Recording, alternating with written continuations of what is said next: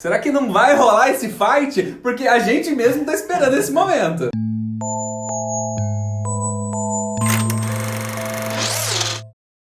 E aí, Rocamboliers, eu sou o Thiago. E eu sou o Jean, esse é o canal Rocambole. Aqui a gente fala de série, fala de filme. Eu sei que você também gosta de falar sobre isso, então se inscreve no canal, deixa o seu like e fica aqui pertinho. A segunda temporada de Euphoria tá sendo exibida e dessa vez a gente vai falar sobre o 6º episódio que chegou tanto na HBO quanto na HBO Max no último domingo. E a gente tá comentando todos os episódios aqui no canal, então se você ama a série tanto quanto a gente, aparece aqui toda semana que tem um papo maneiro rolando. E claro, se perdeu algum dos vídeos anteriores, o link tá aqui na descrição, assistir esse depois vai lá, ou vai lá depois volta aqui. E é importante saber que a partir de agora vai rolar spoiler. Eu sinto que desde o começo da temporada, a série vai testando os limites dos personagens. E à medida que a coisa vai andando, alguns vão ficando mais perdidos e outros vão chegando mais ao fundo do poço. E esse poço nunca tem fim. Não. E o ápice da Rue parece ter sido o último episódio, né? Nesse deu pra gente olhar pra ela e acreditar que o desejo de sair dessa existe, deu pra ter um pouquinho de esperança. Deu. Eu não sei se isso é o suficiente ainda, vamos ver. Mas de qualquer maneira a gente viu ela tentando, viu ela se movimentando um pouco, puxando essa cordinha lá do poço mesmo. Em busca de uma cura, e esse impulso a gente não tinha visto nessa temporada ainda. Tava sendo só uma progressão negativa. O episódio começa com uma cena bem difícil dela tendo muita dificuldade de abrir uma embalagem de uma bala. E a mãe olhando aquele movimento com uma dor absurda, com uma impotência diante daquilo que parece que tá corroendo por dentro. E essa coisa da bala tem uma simbologia muito forte, né? Uma coisa banal, muito simples e que a Rue não tem força pra fazer sozinha. Ela tenta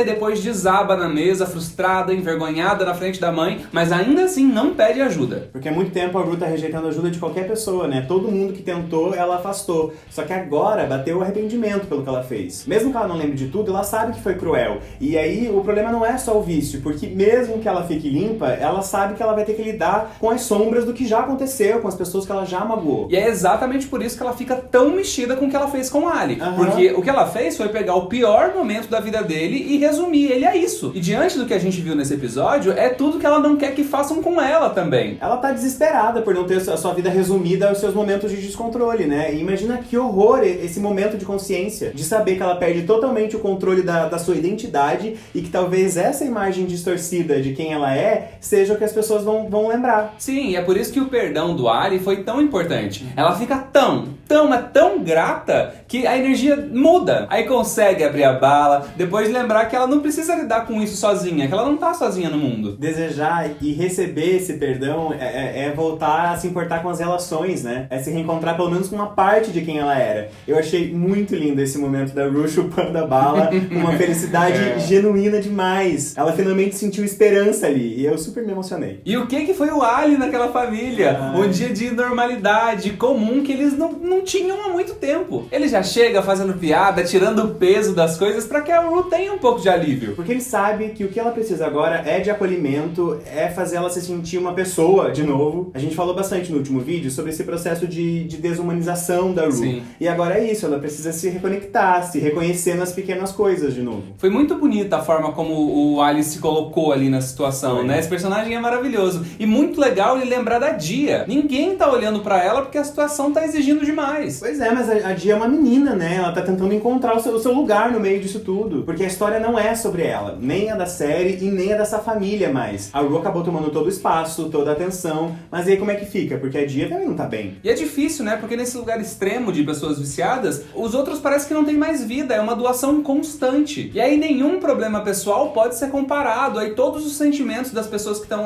ao redor meio que se anulam. Se já é difícil para um adulto, imagina pra Dia. Foi muito fofo ver a Dia pedindo pra dormir com a Rue, querendo essa irmã de volta. E quando a Rue assume que não sabe mais nada da vida da irmã, ela fala, quando você voltar, eu te conto. Que tem um sentido duplo, né? Quando você voltar da reabilitação é o primeiro, mas também tem um outro sentido mais subjetivo. Quando você voltar a ser minha irmã, quando você voltar a ser como você era, sem interferência da droga, aí eu te conto. Sobre a rehab da Rue, a gente vai esperar um pouquinho pra falar disso. Vamos pra outro assunto por enquanto. Término mais confuso que o da Cat e do Ethan, Nossa, impossível, demais. né? Meu Deus Deus, que papo maluco foi esse? Ela meteu uma doença terminal no meio, começou a dar 1000 voltas porque simplesmente não conseguia assumir o seu posicionamento ali. Ela não queria magoar, né? E é muito mais confortável que esse peso não caia pro seu lado, se arrependendo ou não dessa decisão. Mas nossa, eu achei que a Cat já tinha passado dessa fase. Então, eu sei que a gente não pode cobrar tanto dessas pessoas, porque são adolescentes, eles estão confusos, mas às vezes é difícil. Eu achei uma doideira só, mas ok, foi a forma dela de lidar com a situação e foi a imaturidade dela falando mais alto ali, né? Mas eu fiquei meio assim do roteiro botar a manipulação masculina no meio dessa história, porque ela tá tão fora da razão que aí acaba esvaziando o discurso. Quem tá manipulando ali é ela, numa cena que é pra ser constrangedora, cômica ao mesmo tempo, então pra que botar assunto sério na parada, sabe? Eu acho que o Sam Levinson e a Barbie realmente trataram, né? Porque não é possível que não tinha uma trajetória mais interessante pra Cat nessa temporada. Mas mesmo que tenha rolado uma treta gigantesca, pra mim não faz sentido reduzir uma personagem tão legal a isso, sabe? Não em Euphoria. Aí pra falar da Cassie, acho que a gente pode voltar com a história do fundo do poço, Nossa, né? Porque, bem lá no fundo. Meu Deus, a cada episódio ela se afunda mais. E toda a expectativa que a gente tinha de rolar um super fight entre a Mad e a Cassie não Pois rolou. é, fiquei chateado, porque eu queria ter visto essa cena, errei meu chute. E vimos a Cassie buscando aprovação ou algum tipo de consolo na mãe de todas as formas e esse consolo não vem. E isso começa a deixar ela cada vez mais indignada, mais fora de si, sempre buscando um jeito de chamar atenção. Um jeito de parecer inocente, de manter o papel de menina doce. Mas não cola mais, né? Nem em casa, nem na escola, em lugar nenhum. A Cassie passou o episódio inteiro tentando não se responsabilizar pelas suas atitudes, uma vibe de autopiedade bizarra. Na real, tendo uma dificuldade gigantesca de olhar pra si de verdade e perceber as motivações. Enquanto a mãe só queria assistir um episódio de Desperate Housewives, sabe? Tipo, poxa, deixa a mãe ver série, Cassie. Ela perdeu totalmente a individualidade. Como a gente já falou em outros vídeos, ela tá entregue a essa obsessão pelo Nate, que vem de uma insegurança, mas também desse jogo de manipulação dele. Mas não tem como culpar só o Nate ou o abandono do pai. Existe alguma coisa ali dentro dela que precisa ser curada. Eu continuo com muito medo do que pode acontecer com a Cassie, porque os sinais não são bons, né? Nesse episódio a gente viu a Rue tentando dar a volta por cima e a Cassie se enterrando cada vez mais. E do outro lado da história, também fiquei tenso dessa vez, viu? Nossa com a Mad, senhora! A Mad com o disco na mão, o que ela ia fazer com aquilo, querendo se vingar do Nate, mas a que custo? O que foi a cena do Nate na casa dela? Eu fiquei chocado, de verdade. A minha primeira reação, na real, foi tipo, é sério que eles estão apelando desse jeito? Não faz sentido que ele faça um troço desses, é demais. Mas ele fez. Faz sentido porque o Nate é muito calculista, e ele faz as coisas sabendo que ele vai conseguir. Ele coloca o revólver na cabeça dele e não da Mad, como alguém que sabe que a vida dele pode ser mais importante pra ela do que a própria vida dela. Porque ele sabe que ele mexe com a cabeça das meninas, ele romantiza o estrago que faz. É todo um jogo de ego. Olha só o que eu sou capaz de fazer, elas dependem emocionalmente de mim. É um fetiche fudido, na real, né? E acho que tudo isso se relaciona bastante com a conversa que a Mad tem com a Samantha, sabia? Que ela fala sobre o casamento, que agora ela tem um casamento que não tem briga, por conta, possivelmente, de um amadurecimento. E a gente já falou algumas vezes que a Mad sente que o Nate é o que ela merece, é o que ela pode ter. Sim, porque ela ainda acredita que esse é o relacionamento que ela tá destinada a viver. E aí ela normaliza esse tipo de abuso. Muito legal ver uma pessoa mais velha que ela admira dizendo que isso passa, que aos poucos ela entende e que existem outras possibilidades além dessa. Fora que a Samantha fala também sobre ela ter traído uma amiga dela por conta de uma atenção certa na hora errada. Ou seja, o namorado dessa amiga supriu uma carência ali que talvez ninguém tenha tentado suprir. Então dá pra entender o motivo dela ter cedido. Será que essa conversa vai fazer a Mad perdoar a Cassie? Então. Será que não vai rolar esse fight? Porque a gente mesmo tá esperando esse momento. Mas pode ser interessante esse outro caminho. Agora sobre o Nate. Na narração da Rue, ela fala que depois de 18 anos de uma briga de ego com o pai, ele venceu. Então agora ele é o homem da casa, já que o irmão mais velho não tem muita coisa pra oferecer pra essa família, pelo que a gente imagina. Nem pra série, né? A postura dentro de casa dele certamente vai mudar. Ele também vai lá na salinha de trabalho do pai pra ocupar esse espaço. Então a imagem da família a partir de agora depende dele.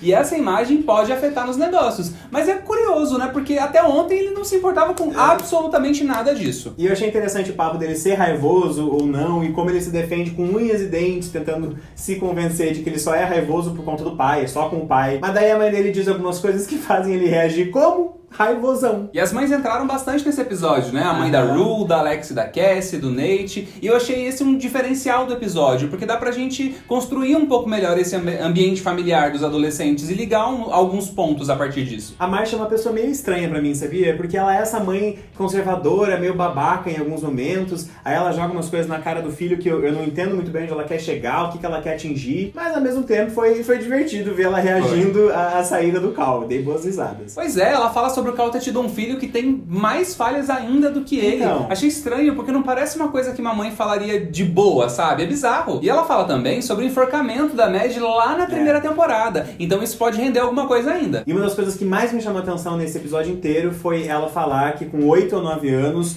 o Nate passou a ser uma criança sombria, muito diferente do menino doce que era antes. Pra uma criança mudar assim do nada, algo deve ter acontecido. Sim. Será que o Nate foi abusado pelo pai? Isso daria uma camada ainda mais forte pra essa raiva que ele sente do Cal. Mas essa transformação pode ter vindo dele assistir essas gravações do pai transando com outras pessoas. Porque ele diz que isso acontece desde que ele se entende por gente. Então ver o pai fazendo isso pode ter mexido com a cabeça dele. Não sei, porque a relação do Nate com o pai sempre foi muito esquisita pra mim. E eu sempre senti que tava faltando alguma coisa ali. No episódio 4, inclusive, o Cal fala que o Nate é o maior arrependimento da vida dele. Sim. E eu fiquei, por quê? Será que ele não tá falando desse abuso? Porque aí ele ia se responsabilizar ainda mais pelo que o Nate se tornou. Algum trauma rolou, porque essa raiva internalizada do Nate pelo Cal não é recente. Mas enfim, já que a gente comentou a cena dele pegando o disco da Mad, que foi horrível, vamos comentar agora a decisão dele entregar esse disco pra Jules. A reaproximação com a Mad teve esse objetivo desde o começo, né? Ele nunca quis voltar com ela nem nada, ele só queria recuperar o disco mesmo. Mas a gente não imaginava que com isso ele queria proteger a Jules de alguma forma. E essa cena dos dois foi bem